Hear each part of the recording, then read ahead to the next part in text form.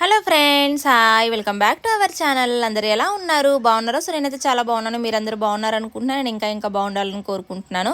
So ఈరోజు ఈ వీడియోలో మేము చేసుకున్న నోముల గురించి అయితే మీతో షేర్ చేసుకోబోతున్నాను అనమాట. సో నోములు అంటే ఏం లేదండి, కేదారేశ్వర స్వామి వ్రతం అనమాట. కొంతమంది కేదారేశ్వర స్వామి వ్రతం అంటే కొంతమంది నోములు అని చెప్తారు. సో ఈ వీడియోలో కలపని చిన్న రిక్వెస్ట్ ఫ్రెండ్స్, మన ఛానల్ ఎవరైనా కొత్తగా చూసినట్లయితే ఛానల్ని లైక్ చేయండి, షేర్ చేయండి, అలాగే సబ్స్క్రైబ్ చేసుకోండి.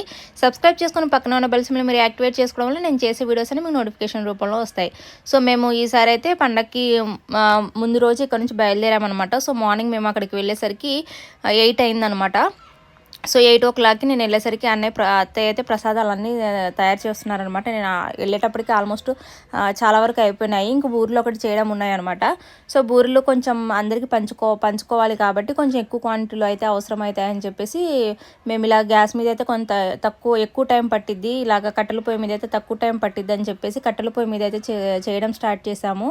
సో ఇక్కడైతే కొంచెం మంటని హెవీగా పెట్టారనమాట, ఏంటంటే తొందరగా అయిపోతాయని. సో దానివల్ల ఏంటంటే ఇలా అడుగంటకుండా తిప్పుతూనే ఉన్నాను అనమాట. సో ఈ ఆల్మోస్ట్ దగ్గరికి అయితే పడిపోయింది అనమాట. సో ఇలా దగ్గర పడిపోయాక దీంట్లోకి వచ్చేసి యాలకుల పొడిని అయితే వేసుకోవాలి. సో కొంతమంది వీటిని బూరెలు అంటారు, కొంతమంది పూర్ణాలు అని అంటారు, ఇంకొంతమంది ఇంక వేరేలా ఏవో అని కూడా అంటారండి. సో ఒక్కొక్క ప్లేస్లో ఒక్కొక్క పేరుతో పిలుస్తారనమాట. సో ఇదంతా మనం శనగపప్పుని నైటే నానబెట్టేసుకోవాలన్నమాట. నానబెట్టేసుకొని శనగపప్పుని మనం బెల్లని ఈక్వల్ క్వాంటిటీలో అయితే తీసుకోవాలి.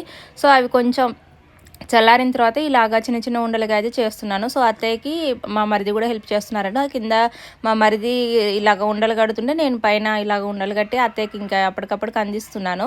సో ఇలాగా అత్తయ్య అయితే బూరెలు వేస్తున్నారనమాట. ఇంక తర్వాతకి అత్తయ్య ఏమో బూరెలు వేస్తుంటే ఇంక నేను కిందికి వెళ్ళి డెకరేషన్ స్టార్ట్ చేద్దామని కిందికి అయితే వెళ్ళాను. ఏది ఏమైనా ఇలా కట్టెల పొయ్యి మీద చేసుకుంటే మనకి టేస్ట్ కూడా చాలా బాగుంటుంది. అండ్ ఏంటంటే తొందరగా అయిపోతాయి కూడా. కాకపోతే ఏంటంటే గిన్నెలు అవి రుద్దుకోవడమే కొంచెం మనకు పని ఉంటుంది, ఏంటంటే అంతా మసి అయిపోతాయి కదా అందుకని. అండ్ మన చేతులు కూడా అంతా బ్లాక్గా అయిపోతాయి ఆ మసికి. సో కానీ ఇలాగా కట్టెల పొయ్యి మీద చేసుకునే వాటికైతే చాలా టేస్ట్ అయితే బాగుంటుంది మనం గ్యాస్తో కంపేర్ చేస్తే. సో తర్వాతకైతే నేను ఇంకా అత్తయ్యకి మా మరిది హెల్ప్ చేస్తున్నాడని చెప్పేసి నేను కిందికి వచ్చేసాను ఇంక డెకరేషన్ చేద్దామని దేవుడిది. సో మేము ఎప్పుడైనా అంటే ఇలా స్పెషల్ పూజలు ఏమైనా ఉంటే ఇలాగ టీపాయ్ అయితే పెట్టుకుంటాం అనమాట. సో నేను వచ్చేటప్పటికి మామే టీపాయ్ కూడా అంతా క్లీన్ చేసి పెట్టారు, కడిగేసి అంతా క్లీన్ చేసి పెట్టారు. సో తర్వాత నేను దాన్ని తుడిచేసి శుభ్రంగా దాని మీద ఇలాగా పద్మం ముగ్గు అయితే వేసుకుంటున్నాను. సో మనం ఏ పూజ చేసినా కింద పద్మం ముగ్గు వేసుకొని ఇలాగ అమ్మవారిని కానీ ఏ దేవుళ్ళైనా అలాగే పెట్టుకుంటాం కదా. సో తర్వాత దేవుడు ఫోటోలు పెట్టుకోవడానికి ఇలాగ పూలని అయితే తీసుకుంటున్నాను అనమాట. సో ఈ పూలు ఏంటంటే మనము తక్కువ క్వాంటిటీలో తీసుకున్న మనం ఎక్కువగా పూలు అనమాట, ఎక్కువ పూలు వస్తాయి అంటే ఎక్కువగా మాల అవుతుంది అనమాట. సో ఏంటంటే మనకి చూడడానికి కూడా చాలా లుక్ బాగుంటుంది. మనం ఒక మూర తీసుకున్నాం అనుకోండి, సపోజ్గా బయట మనం ఒక మూర్తి ఇప్పుడు నేను చూపిస్తున్నట్టుగా కట్టుకుంటే మనకి ఒక దగ్గర 4-5 మూరల వరకు అవుతుంది అనమాట.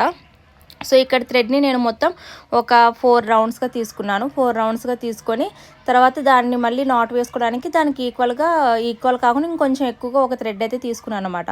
తర్వాత కింద 2 థ్రెడ్స్ పైన 2 థ్రెడ్స్ ఉండేలాగా చూసుకొని ఇక్కడ ఎక్స్ట్రా ఒక ఫిఫ్త్ రౌండ్కి ఒక థ్రెడ్ తీసుకున్నాను కదా. సో ఆ సింగిల్ థ్రెడ్తో ఇలాగైతే నాట్స్ వేసుకుంటున్నాను. సో ఏంటంటే మనకి దేవుడికి పెట్టినప్పుడు మనకు ఫేసింగ్ అన్ని పూలు ఒకే వైపు ఉంటాయి. సో బాగా బ్యూటిఫుల్గా అయితే కనిపిస్తాయి అనమాట, చూడడానికి చాలా బ్యూటిఫుల్గా ఉంటాయి.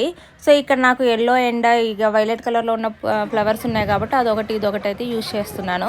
సో ఇలా మనకు పెద్ద ప్లేట్స్ ఉంటే మనకి మంచిగా పెద్ద మాలలు అయితే అవుతాయి అనమాట. చిన్న ప్లేట్ ఉన్నా కూడా ఏం కాదులే, కానీ మనకు కొంచెం థ్రెడ్ అయితే వేస్ట్ అవుతుంది. అండ్ ఏంటంటే మనకు ఇన్ కేస్ చిన్న ప్లేట్లు ఉన్నా మనము జాయిన్ చేసుకోవచ్చు అనమాట. సో తర్వాత వీటికి గంధము అలాగే పసుపు అయితే అప్లై చేసేస్తున్నాను. ఏంటంటే మనకి దేవుడికి పెట్టేటప్పుడు వీటికి ఇలాగ గంధం కానీ పసుపు కానీ ఇలాగ రాస్తే బాగుంటుందని చెప్పేసి నేను గంధము అలాగే కుంకుమ అయితే పెట్టేశాను. తర్వాత ఇంకా దేవుడు సామాన్లు క్లీన్ చేసి పెట్టుకున్నాం కదా. సో వాటికి కూడా ఒక గంధము అలాగే కుంకుమ అయితే అప్లై చేసేసుకుంటున్నాను. సో ఇలాంటివన్నీ మళ్ళీ యాక్చువల్గా ముందు రోజే చేసుకుని మనకి పండగ రోజు పెద్దగా కష్టం అనిపిదండి, కానీ మనం ఆ రోజే చేసుకున్నాం అనుకోండి మనకు చాలా పని పడుతుంది. ఎందుకంటే అక్కడ డెకరేషన్కి వీటికి మనకి ఎక్కువ టైం పడుతుంది అనమాట.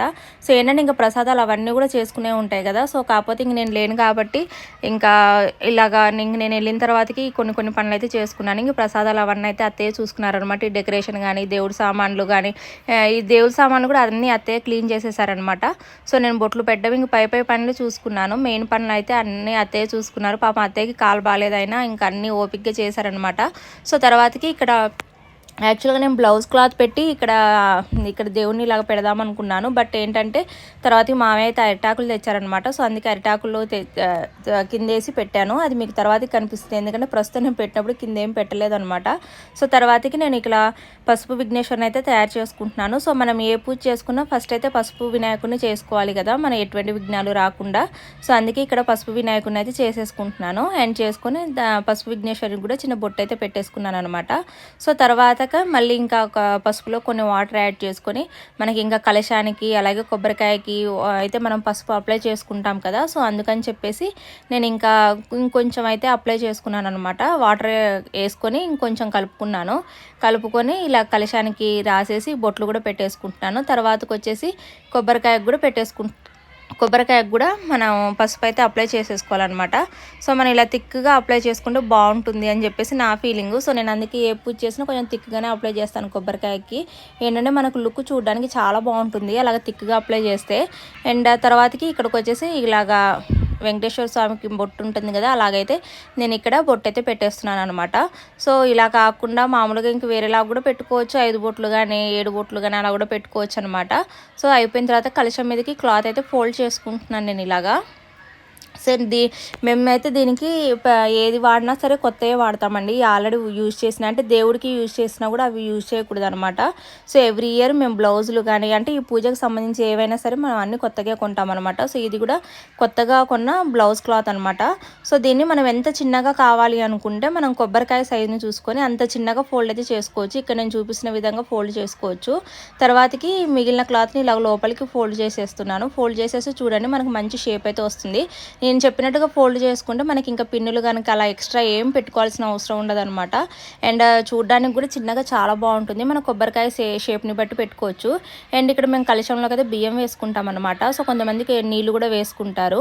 అండ్ మీకు ఏ ఆనవాయి ఉంటే ఆ ఆనవాయి వేసుకోవచ్చు. ఈ పూజలకు కూడా కొన్ని ఆనవాయితులు ఉంటాయండి, అంటే ఎవరంటే వాళ్ళు చేయరనమాట. సో మాకైతే ఆనవాయి ఉన్నాయి, సో అందుకే చేసుకుంటున్నాము. సో ఈ పూజ కూడా వచ్చేసి సోమవారం చేసుకుంటారు, కొంతమంది పున్నమి రోజు చేసుకుంటారనమాట. అంటే కొంతమందికి సోమవారం నోములు ఉంటాయి, కొంతమందికి పున్నమి నోములు ఉంటాయి.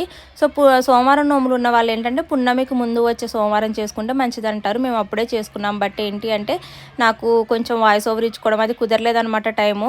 అండ్ నెక్స్ట్ ఇవి వచ్చేసి తోరాలండి, వీటిని పట్టు తోరాలు అని అంటారు. సో వీటిలో కొంతమంది గోల్డ్ ఇది కూడా యూజ్ చేస్తారంట, అంటే గోల్డ్ది చిన్న కాయిన్ లాగా వేసి కూడా యూజ్ చేస్తారంట. మేమైతే ఇలాంటి పట్టు తోరాలు యూజ్ చేస్తామన్నమాట. సో వీటిలో కూడా ప్రతి ఇయర్ పూజ చేసేటప్పుడు పాత తోరాలు అండ్ కొత్త తోరాలు రెండు కలిపి పూజ చేస్తాము. ఏంటంటే ఈ తోరాలు అలా పడేయకూడదు అండ్ వాటికి చాలా ముట్టు అనేది ఉంటుందన్నమాట. అసలు అంటు అనేది అంటకూడదు, చాలా నిష్టగా చేయాలి. సో అందుకే ఎవ్రీ ఇయర్ పూజ అయిపోయిన తర్వాత మళ్ళీ ఎవరు పెట్టని ప్లేస్లో అయితే వాటిని పెట్టేస్తామన్నమాట. తర్వాతకి పూజ చేసే టైంలో ఆ ముందు రోజు మాత్రమే వాటిని తీస్తాము. అండ్ తెచ్చిన తర్వాతకి కొత్త తోరాలు కూడా పూజ చేసే ఆ రోజే పొద్దునే వెళ్ళి తెచ్చుకుంటామన్నమాట. సో ముందు రోజు కానీ అలా తెచ్చి పెట్టుకోరు. ఎందుకంటే ఈ పండగ అంటే మనం అంత నిష్టగా చేయాలన్నమాట, చాలా నిష్టగా ఉండాలి ఈ పూజకి. అండ్ పూజ చేస్తున్నంతసేపు కూడా మనం ఉపవాసం ఉండాలన్నమాట. అండ్ వన్స్ స్నానం చేసిన తర్వాత అట్లీస్ట్ మనం యూరిన్కి కూడా వెళ్ళొద్దు. యూరిన్కి వెళ్ళినా కూడా మళ్ళీ ఏంటంటే స్నానం చేయాలి, అలాగ చాలా నిష్టగా చేయాలన్నమాట. అండ్ అట్లీస్ట్ వాటర్ కూడా తాగకూడదు. అండ్ తర్వాత ఇక్కడ తోరాలు చూపిస్తున్నాను కదా, ఈ తోరాలకు పూజ చేస్తున్నాం కదా, ఈ కొత్త తోరాలు అనమాట. అండ్ పక్కన బాక్స్లో ఉన్నవన్నీ పాత తోరాలు. అలాగే ఎవ్రీ ఇయర్ చేసిన తోరాలన్నీ దాచిపెట్టుకోవాలి. అండ్ నెక్స్ట్ ఇయర్ చేసేటప్పుడు పాత తోరాలకి కొత్త తోరాలకి రెండింటికి కలిపి మనం పూజ చేసుకొని మళ్ళీ పాత తోరం కొత్త తోరం రెండు కలిపి కట్టుకోవాలన్నమాట. సో ఇలాగా వీటిని పట్టు తోరాలని అంటారు. ఇవైతే మా అయితే పట్టు తోరాలు అనమాట. ఈ తోరాల్లో కూడా చాలా డిఫరెంట్, అంటే ఒక్కొక్కరికి కొన్ని డిఫరెంట్ తోరాలు అయితే ఉంటాయి. సో ఇలాగ తోర పూజ అయితే అయిపోయింది. సో తర్వాత పాత తోరాలని కూడా శుద్ధి చేస్తున్నాను. ఏంటంటే వాటిని ఆవు పాలతో శుద్ధి చేయాలి. ఆవు పాలతో శుద్ధి చేసిన తర్వాత కొన్ని అక్షింతలు, కొంత పసుపు, కొంచెం కుంకుమ అన్నీ వేసుకొని వాటిని కూడా శుద్ధి చేసుకొని అలాగ పూజ చేసుకోవాలన్నమాట. సో పూజ చేసుకున్న తర్వాతకి పాత తోరాలని కొత్త తోరాలని మొత్తం కలిపేసి మళ్ళీ రెండింటికి కలిపి ఒకసారి పూజ అయితే ఇలాగా పూలు పెట్టి పూజ అయితే చేసుకొని దండం పెట్టేసుకోవాలి. సో తర్వాతకి ఇక్కడ ఇంకా ఆల్మోస్ట్ మేము అగరబత్తులు దాకి హారతి వరకు వచ్చేసామండి. ఇంకా ఆల్మోస్ట్ మన 90% పూజ అయితే కంప్లీట్ అయిపోయింది అనమాట. సో ఇక్కడ నేను మా హస్బెండ్ ఇద్దరం కలిపి చేస్తున్నాము. అండ్ అత్తయ్య మామయ్య అయితే కొంచెం బాగాలేదు.